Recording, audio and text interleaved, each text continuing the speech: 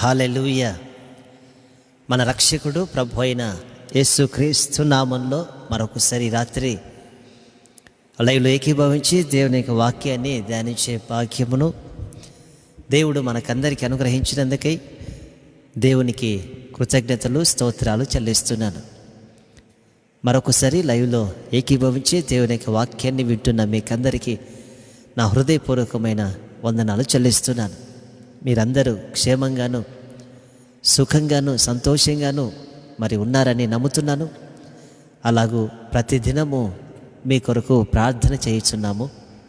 ప్రభు తప్పక మనందరి జీవితాల్లో ఆయన మేలులు చేయాలని దేవుని కొరకు సాక్షులుగా బ్రతికి ప్రభు ఇచ్చే ఆశీర్వాదాలు పొందుకొని మన జీవితంలో సంతోషంగాను ప్రభు కొరకు సాక్షులుగాను జీవించాలని మరి ప్రార్థన చేయుచున్నాము. గడిచిన 2 దినాలు సందేశాన్ని ఇవ్వలేకపోయాను. మరి నిన్న రాత్రి ఒక చోట వాక్యం చెప్పడానికి పిలిస్తే అక్కడికి వెళ్ళాను. మొన్నటి దినాన ఒక మ్యారేజ్ ఉంటే వెళ్ళాను. మరి ప్రభు చిత్తమైతే మరి ఈ రాత్రికి మాత్రమే లైవ్ ఉండొచ్చు. మరి రేపు ఉండదు, సోమవారం ఉండదు, మంగళవారం ఉండదు, బుధవారం ఉండదు, గురువారం ఉండదు, శుక్రవారం కూడా ఉండదు. ప్రభు చిత్తమైతే మళ్ళీ శనివారం. రేపు వారం అంతా అటు ఇటే ఇక ప్రార్థనలకు వెళ్ళే అవసరతలు పడ్డాయి. దయచేసి మరి వేరుగా అనుకోకండి. ప్రభు చిత్తమైతే తప్పక రేపు 4-5 రోజులు తర్వాత తిరిగి మళ్ళీ లైవ్లో కలుసుకునే భాగ్యాన్ని దేవుడు మనకు అనుగ్రహిస్తాడు. మరి మా కొరకు పరిచర్య కొరకు ప్రార్థించాలని దేవుని సేవకులుగా మరి మీకందరికీ తెలియజేస్తున్నాను. ఆమేన్, హల్లెలూయా. మంచిది, ఈ రాత్రి దేవుని యొక్క వాక్యాన్ని ధ్యానించుకుందాం. మరి వాక్యాన్ని ధ్యానించుకోకముందే మీ ఫేస్బుక్లో ఉన్న ఆ గ్రూపులకి షేర్ చేయండి. వారు కూడా దేవుని యొక్క వాక్యాన్ని విని వాక్యం ద్వారా మేలులు పొందుకొని ప్రభు ఇచ్చే ఆశీర్వాదాలు పొందుకొని దేవుని కొరకు సాక్షులుగా బ్రతుకుతారు, బలాన్ని పొందుకుంటారు. ఆమేన్. ఓ వాక్యాన్ని చదువుకుందాం. దయచేసి మీ దగ్గర బైబిల్ ఉన్న వాళ్ళు చూడండి, లేకపోతే నేనే చదువుతాను, మీరందరూ వినండి. మీ దగ్గర బైబిల్ ఉంటే బైబిల్ తీసి చూడాలని తెలియజేయుచున్నాను. సామెతలు 1వ అధ్యాయం. సామెతలు 1వ అధ్యాయం 33వ వచనం. సామెతలు 1వ అధ్యాయము 33వ వచనం. నా ఉపదేశం అంగీకరించువాడు సురక్షితముగా నివసించును, వాడు కీడు వచ్చునన్న భయము లేక నెమ్మదిగా ఉండును. మళ్ళీ చదువుతాను, అందరు వినండి. నా ఉపదేశము అంగీకరించువాడు సురక్షితముగా ఉండును, వాడు కీడు వచ్చునన్న భయము లేక నెమ్మదిగా ఉండను. దేవుని యొక్క ఉపదేశాన్ని అంగీకరించినప్పుడు మనము సురక్షితముగా జీవిస్తామట. దేవుని వాక్యం ఎంతైనా సత్యమైనది, దేవుని వాక్యము యథార్థమైనది, దేవుని వాక్యము నమ్మదగినది. ఒక వ్యక్తి సురక్షితంగా బ్రతకాలంటే రక్షణ పొందుకొని, అనగా బాప్టిజం కాదండి, రక్షించబడుతూ అంటే ప్రతి అపాయాలన్నిటిలో నుంచి తప్పించబడుతూ సురక్షితముగా క్షేమముగా బ్రతకాలంటే దేవుని ఉపదేశాన్ని అంగీకరించాలి. అంటే దేవుని యొక్క ఆజ్ఞలను, దేవుని యొక్క ధర్మశాస్త్రాన్ని మనం అంగీకరించాలి. ఇంకో మాటలు చెప్పాలంటే దేవుని యొక్క వాక్యాన్ని మనం అంగీకరించి ఆ వాక్యాన్ని ప్రకారంగా మనం నడుస్తూ ఉన్నప్పుడు దేవుడు మనల్ని సురక్షితంగా బ్రతికేటట్లు ప్రభు చేస్తాడు. ఆమేన్. అదే కదా ఇప్పుడు మనం చదువుకుందాం. చూడండి, నా ఉపదేశం అంగీకరించువాడు సురక్షితముగా ఉంటాడు. దేవుని యొక్క వాక్యాన్ని, ఆయన ధర్మశాస్త్రాన్ని, ఆయన ఉపదేశాన్ని మనం విని దాన్ని అంగీకరించినప్పుడు, దానిని హృదయంలో దాచిపెట్టుకున్నప్పుడు, హృదయంలో దాచిపెట్టుకొని ఆ వాక్యానుసారంగా మనం జీవిస్తూ ఉన్నప్పుడు సురక్షితముగా మనం జీవించగలుగుతాం. అవును, మన హృదయంలో వాక్యం ఉన్నప్పుడు మనకు క్షేమం కలుగుతుంది. మన హృదయంలో వాక్యమే గనక ఉన్నప్పుడు, దేవుని యొక్క మాటలు మన హృదయంలో ఉన్నప్పుడు, ఆయన ఉపదేశం మన హృదయంలో ఉన్నప్పుడు మనము సురక్షితముగా బ్రతుకుతాం. బాధలలో, సమస్యలలో, నిందలలో, వేదనలో, కలవరాల మధ్యలో, భయము మధ్యలో, ఇలా ఏ పరిస్థితిలో ఉన్నప్పటికీ దేవుని యొక్క వాక్యము, దేవుని యొక్క ఉపదేశము మనం అంగీకరించినప్పుడు, మన హృదయంలో ఉన్నప్పుడు, ఇలాంటి పరిస్థితులు ఎన్ని కలిగినప్పటికీ మనం సురక్షితంగా జీవించేదానికి మనం ధైర్యంగా జీవించగలుగుతాం. మన జీవితంలో ధైర్యము కలుగుతుంది. ఒక వ్యక్తికి అధైర్యం కలుగుతూ ఉంటుంది, భయము కలుగుతూ ఉంటుంది, నెమ్మది లేని జీవితం, సమాధానం లేని జీవితం, ఎప్పుడు ఏమవుతుందో తెలియని బ్రతుకులు, ప్రతి చిన్న విషయమునకు అమ్మో ఏమవుతుందో అనే భయం, ప్రతి చిన్న కలవరానికి, ప్రతి చిన్న సమస్యలకు కలవరపడే మనసు, ప్రతి చిన్నదానికి భయపడే మనసు. కారణం ఏంటో తెలుసా? అతని హృదయంలో దేవుని యొక్క ఉపదేశం లేదు గనక, దేవుని యొక్క వాక్యము లేదు గనక, దేవుని యొక్క మాటలు లేవు గనక ప్రతి చిన్నదానికి పెద్దదానికి కలవరపడుతూనే ఉన్నారు. ప్రతి చిన్నదానికి పెద్దదానికి భయపడుతూనే ఉన్నారు. ప్రతి చిన్నదానికి పెద్దదానికి దిగులు చెందుతూనే ఉన్నారు. ప్రతి చిన్న విషయమునకు అభ్యంతర పడిపోయి ఏమవుతుందో అనేటువంటి దిగులుకు చోటిచ్చి జీవితంలో నెమ్మది లేని జీవితాన్ని జీవిస్తున్నారు అనేకులు. ప్రియ సహోదరి, సహోదరులారా, సురక్షితంగా బ్రతకాలని, క్షేమముగా బ్రతకాలని, నెమ్మదిగా బ్రతకాలని ఆశించినట్లయితే నా హృదయంలో దేవుని యొక్క వాక్యాన్ని అంగీకరించిన మనసును మనం కలిగి ఉండాలి. మరి రాత్రి దేవుని యొక్క వాక్యాన్ని వినే మనసును మనం కలిగి ఉన్నామా? వినడం అంటే ఏమిటి? చూడండి, దేవుని యొక్క వాక్యాన్ని ఇప్పుడు నేను చెప్పినప్పుడు మీరు వింటారు. ఎందుకని? మీరు ప్రార్థనకి వెళ్ళేవాళ్ళు గనక. దేవుని యొక్క వాక్యాన్ని ప్రార్థనకు వచ్చిన వారు వింటూ ఉన్నారు. దేవుని యొక్క వాక్యాన్ని ప్రార్థనకి రాని వారి దగ్గరికి వెళ్ళి, అయ్యా మీకు ఒక 2 మాటలు దేవుని గురించి చెప్తానంటే కొంతమంది వింటారు. ప్రార్థనకి వచ్చేవాళ్ళు దేవుని యొక్క వాక్యాన్ని వింటూనే ఉన్నారు, ప్రార్థనకి రాని వాళ్ళు దేవుని యొక్క వాక్యాన్ని వింటూనే ఉన్నారు. మరి వీళ్ళు వింటూనే ఉన్నారు, వాళ్ళు వింటూనే ఉన్నారు. మరి ఇద్దరూ సురక్షితంగా క్షేమంగా ఉంటారా అంటే కాదు. మరి ఎలాగంటే వినిన వాళ్ళు ధన్యులు కాదు, విని ఆ ప్రకారంగా చేసిన వాళ్ళు ధన్యులు. అప్పుడు వారు సురక్షితంగా జీవించగలుగుతారు. ప్రియ సహోదరి, సహోదరులారా, మనం వినేవారు మట్టుకే ఉండకూడదు. ఇదిగో విని విడిచిపెట్టే వారిగా మనం ఉండకూడదు. కొంతమంది అంటారు, అయ్యా 2 చెవులను దేవుడు ఎందుకు ఇచ్చాడో తెలుసా అంటారు. ఎందుకు ఇచ్చాడంటే ఒక చెవిలో విని ఇంకొక చెవిలో విడిచిపెట్టేదానికి అంటారు. మరి ఏవి వినాలి, ఏవి హృదయంలో దాచిపెట్టుకోవాలి, ఏది విన్నప్పుడు దేనిని మనం విడిచిపెట్టాలి అనే ఆలోచన మనకు ఉండాలి. చెడువి మన హృదయానికి, మన చెవులకు వినపడుతున్నప్పుడు వాటిని మన హృదయంలో పెట్టుకోకూడదు. చెడు మన చెవుల్లో వినపడుతూ ఉన్నప్పుడు మన హృదయంలో అలాగే దాచిపెట్టుకుంటే ఆ చెడు కూడా మన జీవితాన్ని ఎప్పుడో ఒకసారి అలాగే నడిపిస్తుంది. చెడు జీవితంలోకి చెడును మనం విన్నప్పుడు ఈ చెవుల్లోంచి విడిచిపెట్టాలి. దేవుని యొక్క వాక్యాన్ని మనం వినినప్పుడు అది 2 చెవులతో మనం విని మన హృదయంలో దాచిపెట్టుకోవాలి. ఆమేన్, హల్లెలూయా. గనక ఒక వ్యక్తి జీవితంలో దేవుని యొక్క వాక్యము, దేవుని యొక్క ఉపదేశము ఉన్నప్పుడు ఆ వ్యక్తి సురక్షితంగా బ్రతుకుతాడు. అతడు దేవుని మీద విశ్వాసంతో జీవిస్తాడు, దేవుని మీద నమ్మకంతో బ్రతుకుతాడు, దేవుణ్ణి కలిగిన జీవితాన్ని జీవిస్తాడు ఆ వ్యక్తి. ఈరోజు కలవరాలు పడుతున్న సమస్యలలో, నిందల్లో, చిన్నదానికి పెద్దదానికి భయపడుతున్నామంటే కారణం ఒకే ఒకటి, దేవుని యొక్క వాక్యము మన హృదయంలో లేదు గనుకనే మనము నెమ్మది లేకుండా జీవిస్తూ ఉన్నాం. అందుకే వాక్యంలో రాయబడి ఉంది 121వ కీర్తనలో, ఇదిగో యెహోవా యందు నమ్మిక ఉంచిన వారు స్థిరముగా ఉంటారట, స్థిరంగా ఉంటారు.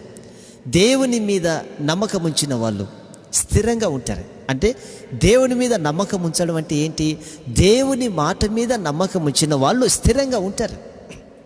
ఏ సమస్యలైనా రాని స్థిరంగానే ఉంటారు.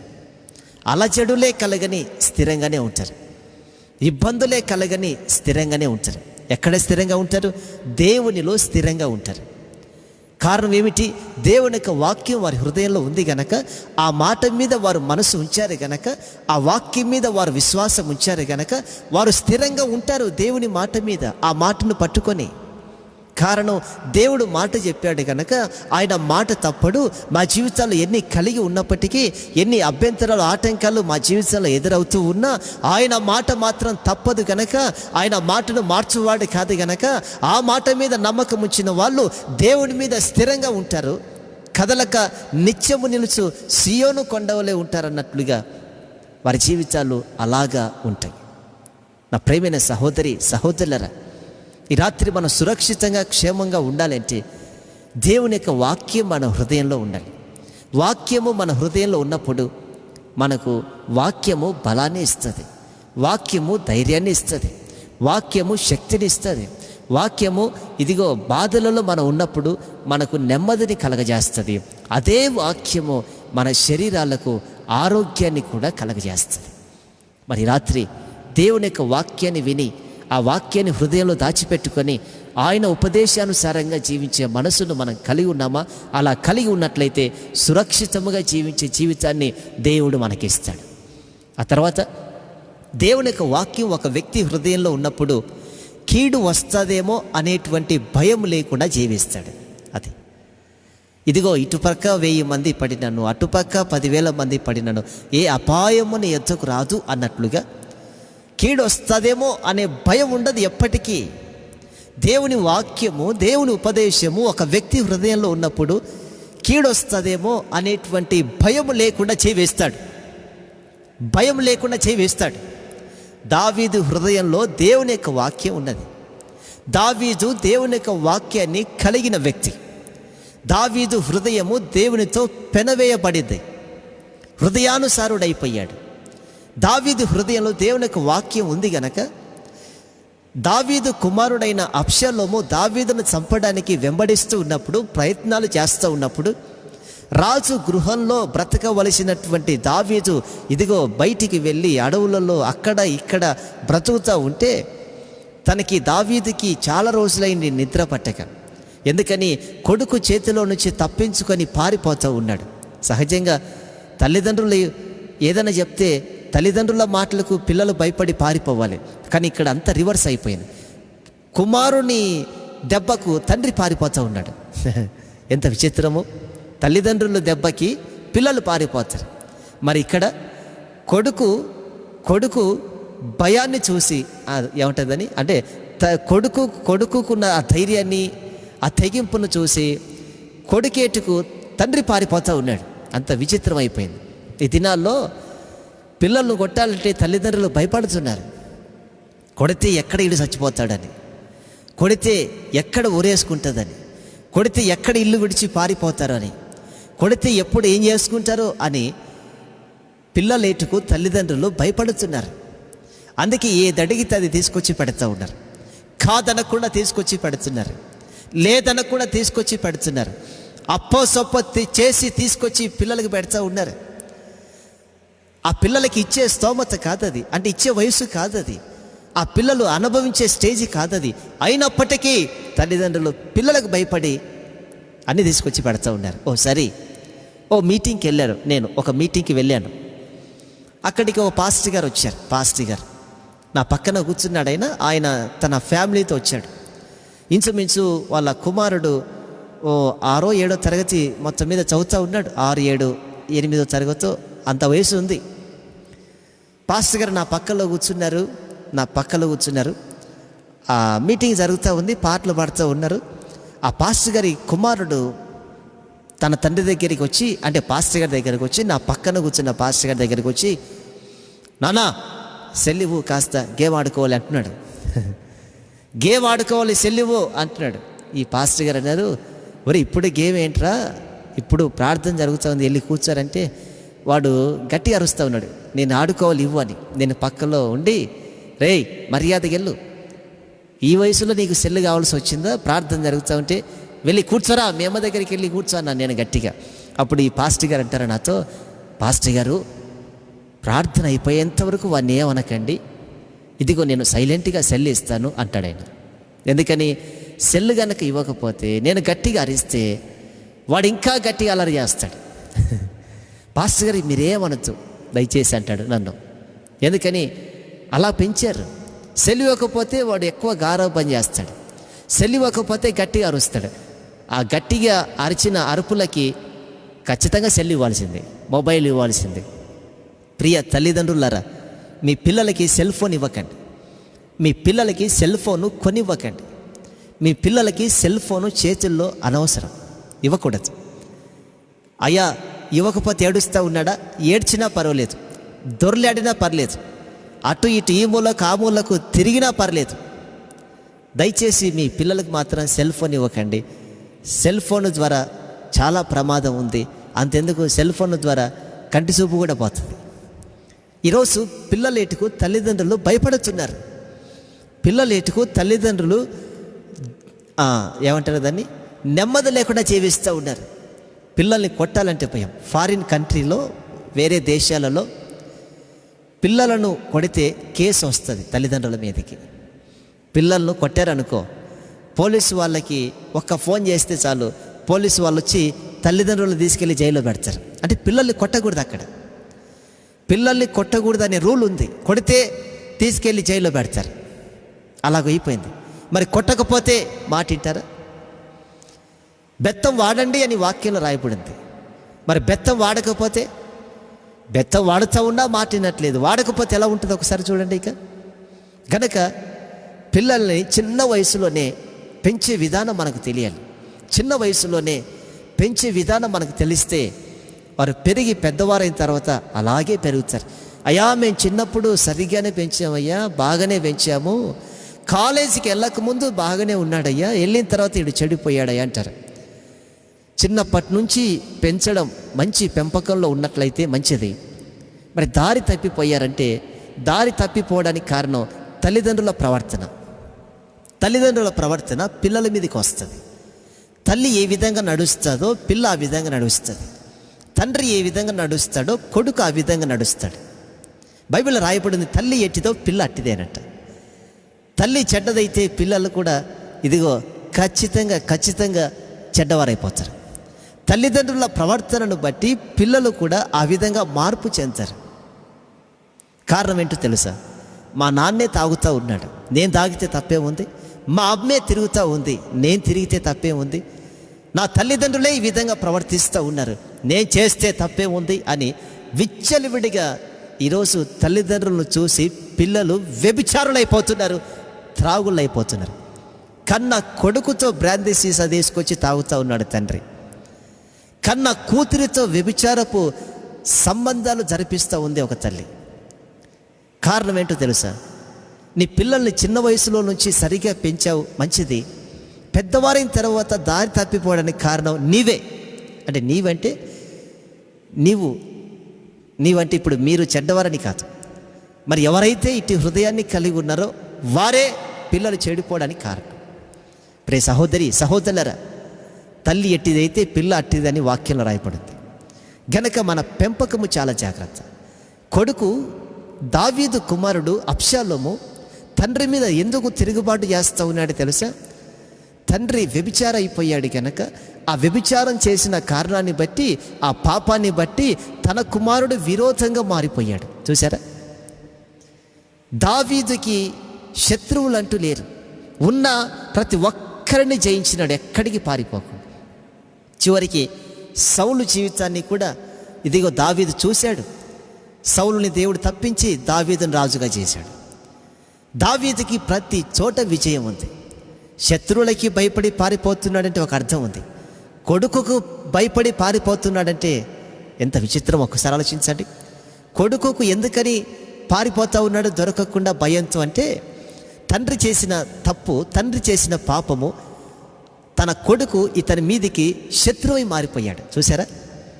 తండ్రి చేసిన పాపాన్ని బట్టి, ఆయన చేసిన పాపము తన పిల్లల జీవితంలో వీరు శత్రువులుగా తయారైపోయారు దావీదుకి, అబ్షాలోము. ఇది అంతవరకు పిల్లలు బాగానే ఉన్నారు.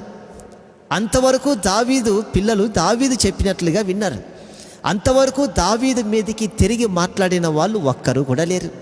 ఎప్పుడైతే తండ్రి దారి తప్పిపోయాడో తన పిల్లలు కూడా శత్రువై తండ్రి మీదకి తిరుగుబాటు చేయడానికి ప్రారంభించారు.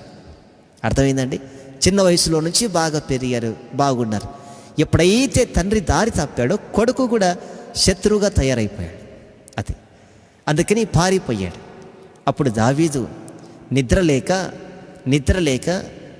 కొడుకు చేతికి దొరకకుండా పారిపోతూ కంటి నిండా నిద్రలేక, సుఖమైన నిద్రలేక అవస్థలు పడుతూ ఉంటే ఒకసారి నాకు నిద్ర వస్తూ ఉంది, నేను నిద్రపోతాను అంటాడు తన పక్కలో ఉన్న ఒక వ్యక్తితో.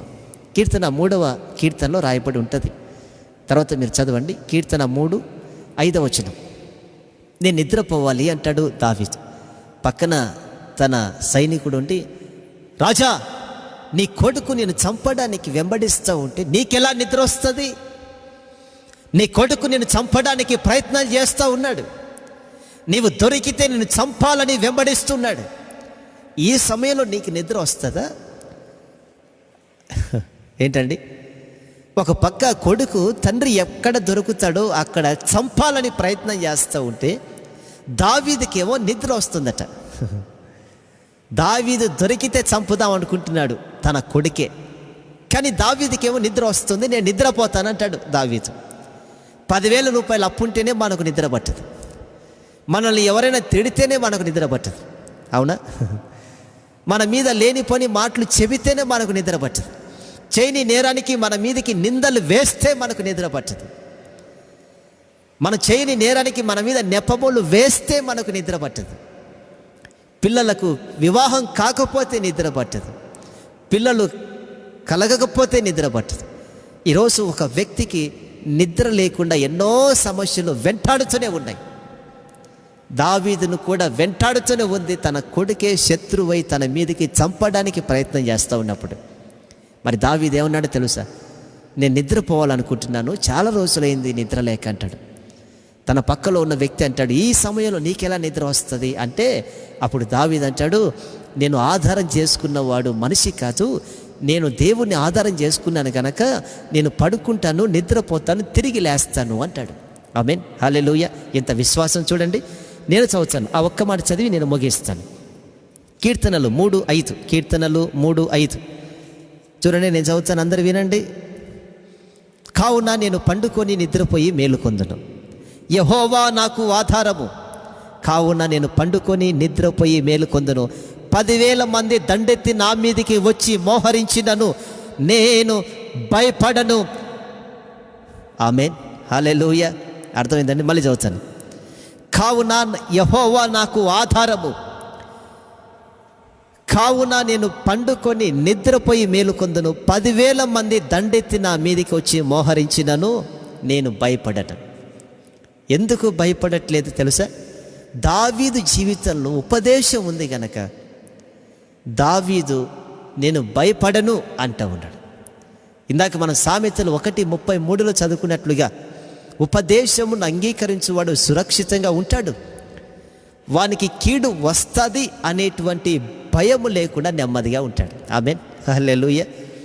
ఇప్పుడు శత్రువు నా మీదకి వచ్చి నన్ను చంపుతాడు అనేటువంటి భయము నాకు లేదు. 10,000 మంది వచ్చి నా చుట్టూ గుమిగూడు ఉన్నా నేను భయపడను. నా ఆధారము దేవుడే. దేవుడు ఆధారం అంటే దేవుని యొక్క వాక్యం. వాక్యమే దేవుడు, దేవుడే వాక్యం. ఆయన వాక్యాన్ని ఎవరైతే ఆధారం చేసుకుంటారో దేనికి భయపడరు. ఆమేన్. ఆయన వాక్యాన్ని ఎవరైతే ఆధారం చేసుకుంటారో, ఆయన వాక్యాన్ని ఎవరైతే విని ఆ వాక్యాన్ని హృదయంలో దాచుకొని ఆ వాక్యానుసారంగా బ్రతుకుతూ ఉంటారో, సమస్యలలో వాక్యాన్ని ఆధారం చేసుకుంటారో, నెమ్మది లేనప్పుడు వాక్యాన్ని ఆధారం చేసుకుంటారో, నిందల అవమానాలను జీవిస్తున్నప్పుడు వాక్యాన్ని హృదయంలో దాచిపెట్టుకొని ఆ వాక్యం మీద ఆధారపడతారో, వాక్యం మీద ఆధారపడిన వ్యక్తి దేవుని మీద ఆధారపడుతున్నాడు అని అర్థం. వాక్యాన్ని అంగీకరించిన వ్యక్తి దేనికి భయపడడు. ఆ తర్వాత ఉపదేశం మన హృదయంలో ఉన్నప్పుడు మనకేం కలుగుతుంది?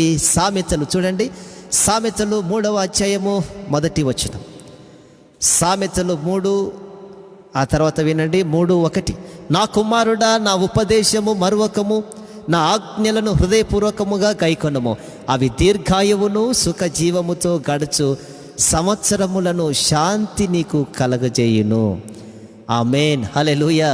దేవుని యొక్క ఉపదేశాన్ని, ఆయన ఆజ్ఞలను మనం మరవకుండా ధ్యానించినప్పుడు, హృదయంలో పెట్టుకున్నప్పుడు, వాటిని అంగీకరించినప్పుడు, వాటి ప్రకారంగా నడుస్తున్నప్పుడు ఆ ఉపదేశము, ఆ వాక్యము దేవుడే మన జీవితంలో ఏం కలగజేస్తాడు? దీర్ఘాయువు ఇస్తాడంట, సుఖ జీవముతో గడుపు సంవత్సరాలు మనకి ఇస్తాడంట, శాంతి ఇస్తాడట. దీర్ఘాయువు, సుఖము, శాంతి, ఈ మూడు చాలా ప్రాముఖ్యం. ఈ మూడు ఒక వ్యక్తికి రావాలి అంటే దేవుని వాక్యాన్ని, దేవుని ఉపదేశాన్ని, దేవుని ఆజ్ఞలను, ధర్మశాస్త్రాన్ని, ఇంకా ఒక్క మాటలు చెప్పాలంటే వాక్యమై ఉన్న దేవుణ్ణి కలిగి జీవిస్తూ ఉన్నప్పుడు ఆ వ్యక్తి దీర్ఘాయుస్సుతో ఉంటాడట, సుఖముతో జీవిస్తాడట, ఆ తర్వాత శాంతితో బ్రతుకుతాడట. ఆమేన్, హల్లెలూయా. దీర్ఘాయువు, దేవుని కలిగి వాక్యానుసారంగా బ్రతుకుతున్న వారికి దీర్ఘ ఆయస్సు. ఈ లోకంలో దీర్ఘాయుస్సు లేదు కదయ్యా. మహా అయితే ఎంత వృద్ధాప్యంలో ఉన్న, ఎంత మంచి బలము వచ్చే తిండి తింటూ ఉన్న, 100 పోనీ 110 పోనీ 120, ఇంకా చెప్పాలంటే ఒక 130 సంవత్సరాలకైనా చనిపోవాలి కదా. దీర్ఘాయువు ఎక్కడుంది? దీర్ఘాయువు ఎక్కడుందో తెలుసా?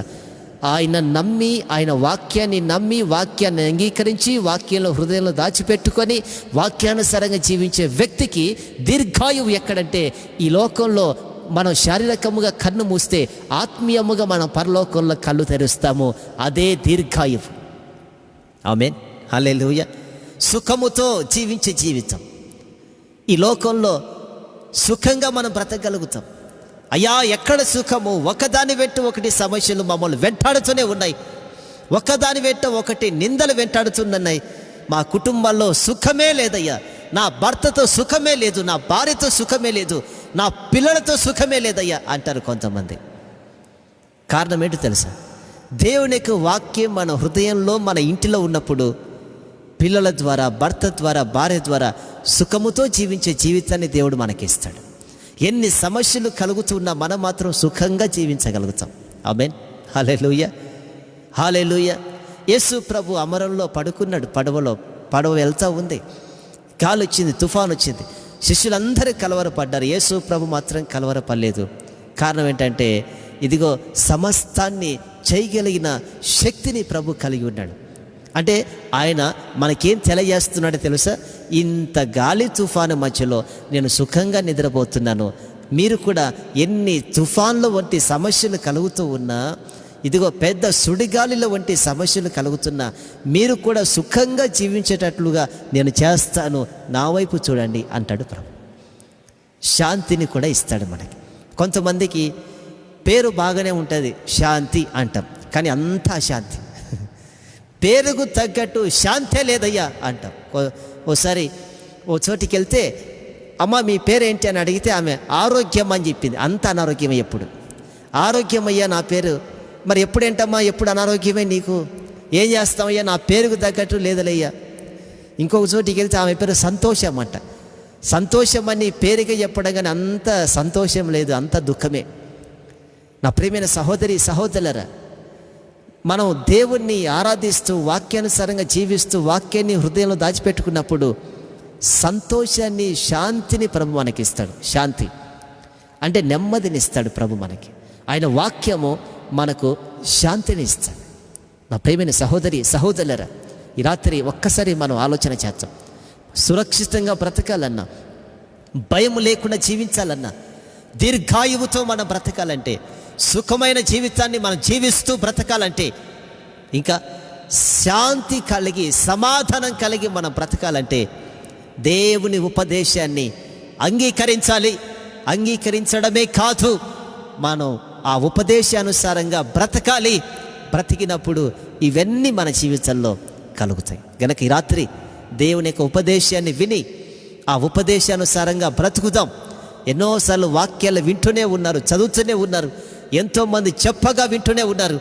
మరి వింటున్న వాటిని మనం ఏం చేస్తున్నాం అనేది చాలా ప్రాముఖ్యం. ఎంతోమంది పెద్ద పెద్ద దైవజనుల దగ్గరికి వెళ్ళి మేము వాక్యం విన్నాము అని చెప్పడం గొప్ప కాదు, కానీ విన్న వాక్యాన్ని మనం ఏ విధంగా దాన్ని అప్లై చేసుకొని ఆ వాక్యానుసారంగా మనం బ్రతుకుతున్నాం అనేది చాలా ప్రాముఖ్యం. కనుక ఈ రాత్రి దేవుని యొక్క ఉపదేశం అనగా దేవుని యొక్క వాక్యము హృదయంలో పెట్టుకొని వాక్యానుసారంగా జీవించుదాం, సురక్షితముగా బ్రతుకుదాం, భయం లేకుండా జీవించుదాము, దీర్ఘ ఆయుస్సును కలిగి బ్రతుకుదాం, సుఖమైన జీవితాన్ని ఇహమందు పరమందు పొందుకుందాం, శాంతి సమాధానము ఇహమందు పరమందు పొందుకొని ప్రభు కొరకు సాక్షులుగాను ఇతరుల కొరకు మాదిరికరంగాను బ్రతుకుతాం. మరి కళ్ళు మూసుకోండి, చిన్న ప్రార్థన.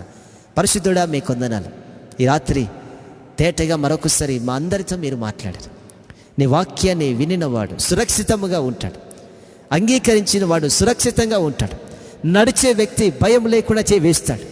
మీ వాక్యానుసారంగా జీవించే భాగ్యం మాకు దయచేయండి. ఉపదేశము మా హృదయంలో పెట్టుకున్నప్పుడు మాకు ధైర్యము, దీర్ఘాయుస్సు, సుఖము, సంతోషము, సమాధానము ఇవన్నీ మా జీవితాల్లో కలుగుతాయి. ప్రభువా, ఈ రాత్రి కృప చూపించండి. ఎన్నోసార్లు మీ ఉపదేశాన్ని వింటున్నాము, విడిచిపెడుతున్నాము. ఉపదేశాన్ని వింటున్నాము, విడిచిపెడుతున్నాం.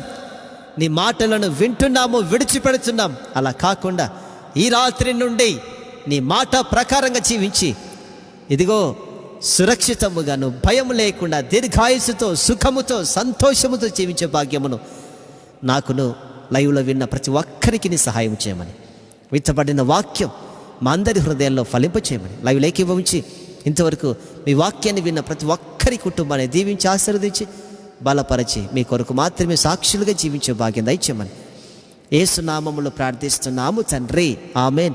మన తండ్రి అయిన దేవుని ప్రేమయు, కుమారుడైన యేసు క్రీస్తు యొక్క కృపయు, పరిశుద్ధాత్మనే కఠిన సహవాసము ఇప్పుడు ఎల్లప్పుడు సదాకాలము మనకందరికీ తోడై ఉండును గాక. ఆమేన్. యేసు రక్తమే జయం, ప్రభు యేసు రక్తమే జయం, ప్రభు యేసు నామమునకు సంపూర్ణ విజయము కలుగును గాక. ఆమేన్, ఆమేన్, ఆమేన్. మంచిది. ఇంతవరకు లైవ్ ఏకీభవించి దేవుని యొక్క వాక్యాన్ని విన్న మీకందరికీ నా హృదయపూర్వకమైన వందనాలు చెల్లిస్తున్నాను. విన్నాం కదా, దేవుని యొక్క ఉపదేశాన్ని మనం వినినప్పుడు, అంగీకరించినప్పుడు సురక్షితంగా బ్రతుకుతాము. ఆ తర్వాత భయం లేకుండా జీవిస్తాము. ఆ తర్వాత దీర్ఘాయుస్సుతో బ్రతుకుతాము, సుఖమైన జీవితాన్ని జీవిస్తాము, శాంతిని సమాధానాన్ని పొందుకొని మనం జీవిస్తాం. మరి ఈ 5 చాలా ప్రాముఖ్యం ఒక వ్యక్తి జీవితంలో. ఈ రాత్రి దేవుని యొక్క ఉపదేశాన్ని మనం విన్నాం, వాక్యాన్ని విన్నాం, వాక్యానుసారంగా జీవించుదాం. ప్రభు ఇచ్చే దీవెనలు పొందుకొని జీవితంలో నెమ్మది, శాంతి, సమాధానంగాను దీర్ఘాయుస్సుతోనూ జీవించి ప్రభు కొరకు సాక్షులుగా బ్రతుకుతాం. మరి పరిచర్య కొరకు ప్రార్థించండి, అనేకులకి సందేశాలను తెలియచేయండి. ఎంతోమంది సందేశాలు విని మరి మీ సాక్ష్యాలు తెలియజేస్తున్నారు. నేను చాలా సంతోషిస్తున్నాను, ప్రభువుని మరింతగా స్తుతిస్తున్నాను. ఈ దీనదాసుని మీ అందరి కొరకు ఇలాగా మరి నిలబెట్టినందుకు, ప్రభు వాడుకుంటున్నందుకు నన్ను నేనే తగ్గించుకుని ప్రభు సన్నిధిలో ప్రార్థన చేయించున్నాను. ఇంకా మీకు అనేకుల కొరకు పరిచయం చేయాలని నేను ఆశిస్తున్నాను. అనేకుల కొరకు ఉపయోగకరంగా ప్రభు నన్ను వాడుకోవాలని ప్రార్థన చేస్తున్నాను. మీ కొరకు మాత్రమే మరి జీవించి ఎంతోమంది జీవితాలను బలపరచున్నట్లుగా సహాయం చేయమని మరి ప్రార్థన చేయించున్నాం. మా కొరకు కూడా ప్రార్థించండి. మీ అనుదిన ప్రార్థనలో పరిచర్య కొరకు ప్రార్థించండి. ప్రభు మిమ్మల్ని ప్రేరేపిస్తున్నట్టయితే పరిచర్యకు తప్పక మీరు కూడా సహాయపడవచ్చు. నమ్మకంగా మీరు పంపించే ప్రతి కానుక నమ్మకంగా దేవుని సేవలో ఖర్చు చేస్తున్నాం. మరి ప్రభు చిత్తమైతే తిరిగి మళ్ళీ లైవ్లో ఏకీభవించి దేవుని యొక్క వాక్యాన్ని ధ్యానించుకుందాం. అంతవరకు దేవుని యొక్క మహాకృప మనకందరికీ తోడై ఉండును గాక. ఆమేన్. హల్లెలూయా.